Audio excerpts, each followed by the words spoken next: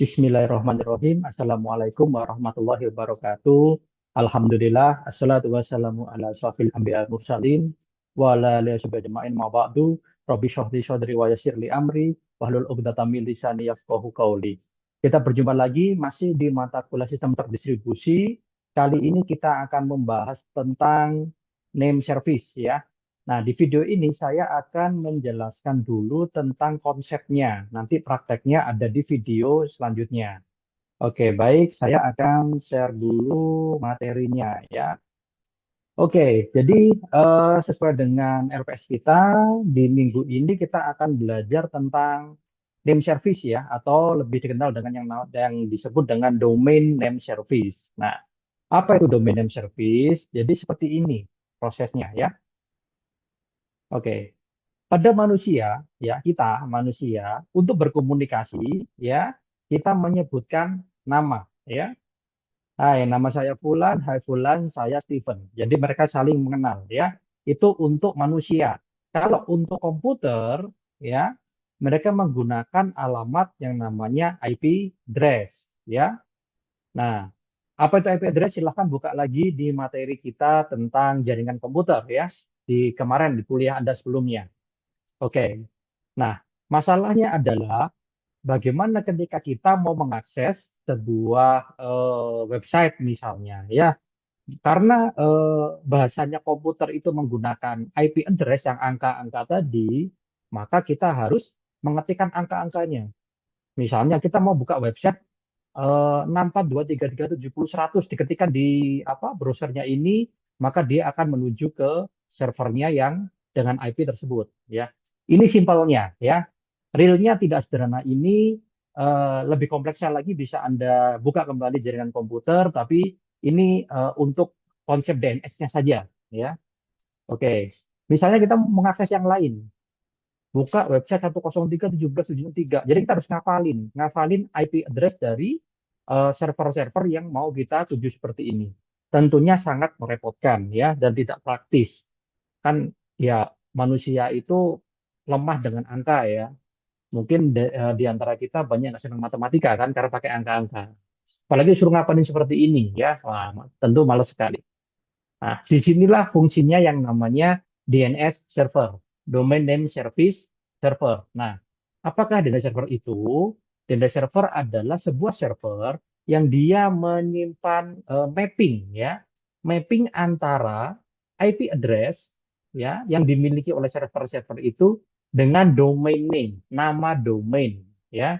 Nah, Anda lihat di sini domain name-nya berupa teks tulisan ya, kita lebih familiar, kita lebih mudah dalam aksesnya. Sehingga misalnya saya mau mengakses nih, saya mau mengakses websitenya Google ya, saya tinggal buka website google.com.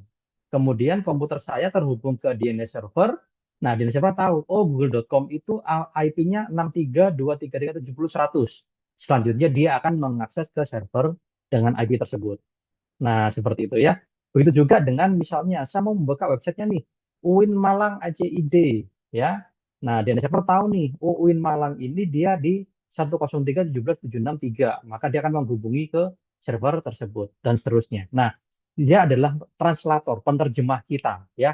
Itulah pentingnya DNS server ya. Jadi eh, DNS server adalah atau ada yang disebut dengan name service itu layanan service yang menyimpan naming konteks ya. Jadi dia binding nama domain dengan objeknya, yaitu si server kita tadi. Nanti pada prakteknya nggak hanya untuk web server ya, bisa untuk mail server, bisa untuk eh, domain, subdomain dan seterusnya ya. Banyak servisnya. Nah, digunakan untuk name resolution, mencari IP address dari sebuah domain name, nama domain ya. Jadi kan kita lebih mudah mengakses misalnya e-learning UIN, di mana alamatnya e-learning.uinstripmalang.ac.id gitu ya. Atau sekarang nah, alamat jadi lms.uinstripmalang.ac.id. Kita nggak perlu pusing dengan itu IP-nya ada berapa angka-angkanya, kita nggak perlu ya. Biarkan itu pekerjaannya si DNS server tadi. Nah, ya, itu karena komputer berkomunikasinya dengan IP address, sedangkan kita berkomunikasi dengan tulisan, teks, begitu. Jadi si DNS server itu adalah penerjemahnya dari kita ke alamatnya si komputer tadi, begitu ya. Contohnya apa? Domain name itu ada URL ya, HTTPS ya, uinstripmalang.ac.id, HTTPS google.com, HTTPS bla bla bla, banyak sekali ya. Kemudian alamat email ya. Email Anda ya. Misalnya email saya nih johan@uinstripmalang.ac.id gitu ya. Itu teksnya. Jadi eh, nanti yang ngurusin server emailnya Johan ada di mana, yaitu si DNS servernya gitu ya. Oke. Nah, ini ada singgung sedikit tadi, macamnya banyak ya. Ada address. Address ini dia mapping tadi ya, nama domain ke IP address.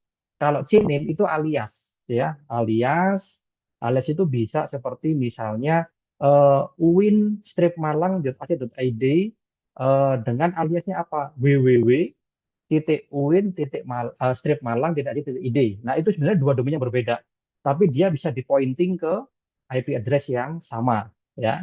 Itu pakai CNAME nanti kita.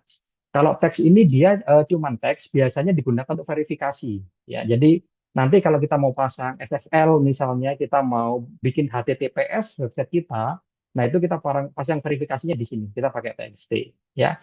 Kemudian kalau yang A, ada 4 A-nya ya, itu dia mappingnya ke IP versi 6.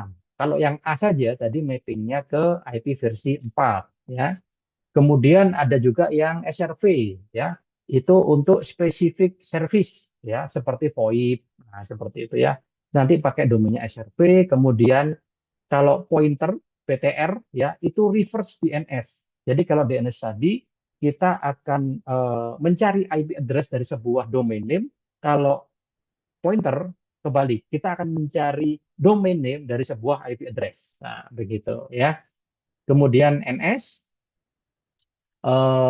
dia apa namanya digunakan untuk mencari DNS server yang lain. Contohnya, misalnya di server saya nggak tahu alamatnya, taruhlah misalnya websitenya UB, ya nggak tahu alamat website UB, maka dia akan bertanya ke siapa? Ke DNS yang lain.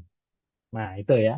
Nanti sampai dia ketemu alamatnya, IP address-nya servernya UB itu di mana sih? Nah, begitu dia akan tanya, tanya, tanya terus, tanya seperti itu sampai dia ketemu ya. Kemudian terakhir ada MX Mail ya. Ini untuk servis layanan kalau Anda menyediakan nanti layanan email di perusahaan Anda ya, di server Anda sendiri. Nanti domainnya jadi MX, Mail Exchange ya. Oke, dalamnya kayak apa sih Pak? Kayak gini, kurang lebih ya. Ini dalemannya konfigurasi di Linux ya. Kita pakai nanti Bind9 ya. Aplikasinya namanya Bind, BIND, Bind9 ya. Nah, kita sharingnya kayak gini. Ada A, ada NS ya. NS jadi ketika misalnya yang kita cari di servernya ini dia nggak tahu, maka dia akan menghubungi si ini ns1.mydomainname.com seperti itu ya. Kalau yang A-nya 4 itu yang IP-nya versi 4, versi 6 sorry. IP address-nya versi 6. Kemudian CNAME alias begitu ya. CNAME itu aliasnya apa? Aliasnya adalah mydomainname.com. Begitu. Kemudian MX mailnya ada di mail.mydomainname.com. Kemudian TXT-nya ini biasanya untuk verifikasi SSL-nya ya, untuk enkripsinya nanti. Nah, seperti itu. Kurang lebih seperti ini, nanti kita akan coba konfigurasi di video selanjutnya ya. Nah, nanti kita akan setup seperti ini ya. Jadi yang dibutuhkan adalah Linux server ya, terserah OS-nya apa, tapi saya pakainya Debian ya. Mungkin nanti saya akan pakai Raspbian nanti ya. Ada Raspberry, kebetulan ada Raspberry bisa kita pakai yang ada web servernya, sudah web servernya ya. Yang masih belum tahu cara install web server, silahkan buka kembali materi Anda sebelumnya atau di mata pelajaran operasi, atau Anda bisa nanti lihat di video saya, itu ada panduannya ya. Kemudian koneksi ke internet nanti kita gunakan untuk menginstal aplikasinya, dan kita perlu remote access SSH ya ke servernya.